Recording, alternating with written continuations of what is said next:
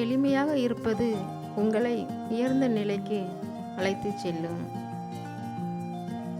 பிறரை குறைத்து பேசி உன் மதிப்பை கூட்ட நினைக்காதே.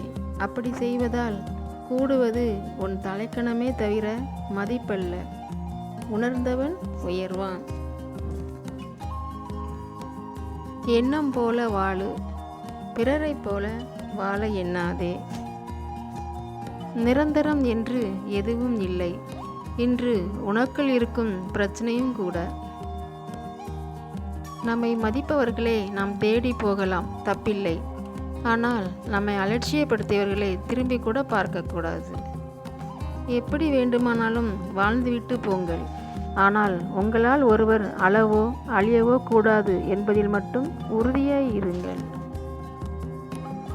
காட்டு சிங்கமாக இருந்தாலும் படுத்து கிடக்காமல் ஓடினால்தான் பசிக்கு இரை கிடைக்கும். கட்டி தங்கமாக இருந்தாலும் வெப்பம் தாங்கினால்தான் நகையாக மதிப்பு கிடைக்கும். மனித வாழ்வும் இப்படித்தான். பிறர் பொறாமைப்படும் அளவிற்கு வாழ ஆசையில்லை. பிறர் சபிக்காத அளவிற்கு வாழ்ந்தால் போதும்.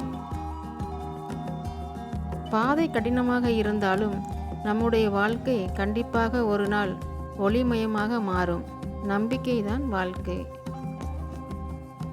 பேசாதவர்களை பற்றி நினைப்பதை விட்டுவிட்டு பேசுபவர்களிடம் சந்தோஷமாக பேசி பழகுங்கள். அதுவே தேவையில்லாத மன அழுத்தங்களை குறைக்கும்.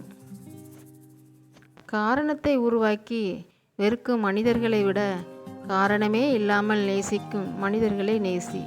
வாழ்க்கை அழகாகும். இன்று கடினமாக இருக்கலாம், நாளை இன்னும் மோசமாக இருக்கலாம். ஆனால் நாளை மறுநாள் பிரகாசமான நாளாக இருக்கும். நம்பிக்கையை இழக்க வேண்டாம். அன்பை வாங்கவும் விற்கவும் முடியாது. அன்புக்கு விலை அன்புதான். ஆசைகளை புல்லாய் முளைக்கும் போதே கிள்ளி எறி.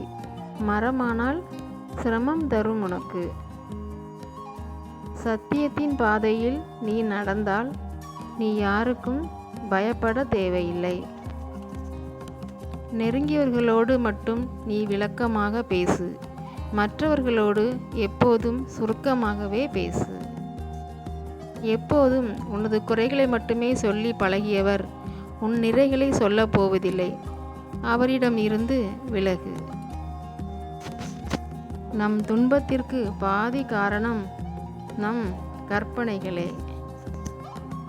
ஆசையை தூண்டிவிட்ட மனசுதான் தவறுக்கு பிறகு தத்துவமும் சொல்லும்.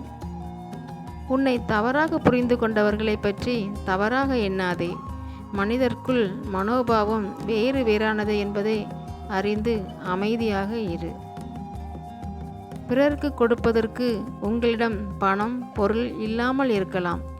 ஆனால் ஆறுதலாக சொல்ல 4 வார்த்தைகளுமா இல்லாமல் போகும்? கூர்மையான கத்தியை போன்றது நாக்கு. இரத்தம் வர வைக்காமலே ஒருவனை கொன்றுவிடும் வல்லமை அதற்கு உண்டு. உன் குற்றத்தை சுட்டிக்காட்ட உன் மனசாட்சி போதும். வேறு யார் வேண்டும்? அன்பை கொண்டு நீ அனைவரும் நீ வெல்ல நினைத்தால் உன்னிடம் தோற்று போகவே அனைவரும் விரும்புவர்.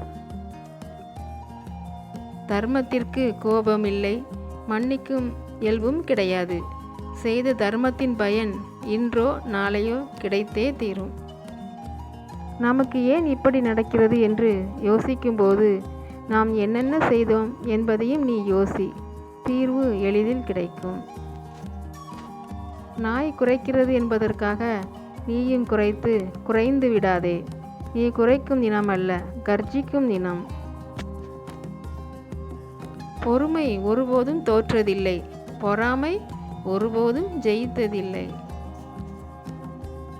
வார்த்தை என்பது ஏணி போல.